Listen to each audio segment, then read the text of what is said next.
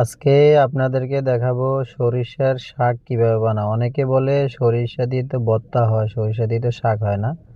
তা আজকে আপনাদেরকে দেখাবো সরিষার শাক কিভাবে বানায়। কত স্বাদ সরিষার শাক খাইতে আজকে দেখতে পারবেন।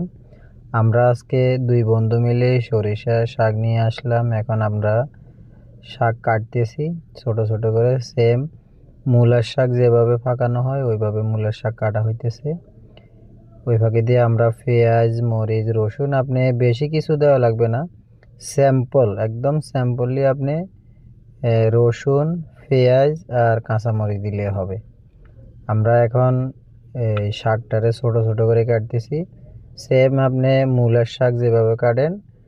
এই ভিডিওটা দেখে আপনি কখনো সরিষার শাক সংগ্রহ করতে পারলে এভাবে ভাজি করে খাবেন, দেখবেন অনেক স্বাদ, অনেক টেস্ট। তা আপনাদের সাথে আজকে আমি শেয়ার করব কিভাবে আপনি সরিষা শাক ভাজি করে খাবেন। অনেকে বলে যে সরিষা তো শাক হয় না, ভর্তা হয়। না, শাক পাকালেও অনেক স্বাদ হয়, যা আপনি একবার খাইলে পরে বারবার আপনি ওই সরিষার শাক পাকাবেন।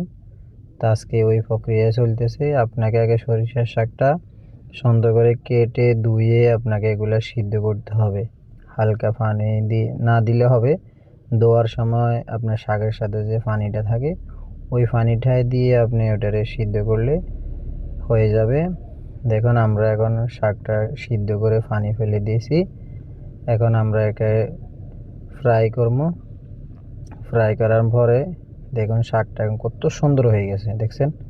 অনেক সুন্দর, অনেক মজা। আপনারা এভাবে ট্রাই করে দেখবেন, খেয়ে দেখে কমেন্ট করবেন যে কতটুকু স্বাদ হয়েছে। খোদা হাফেজ।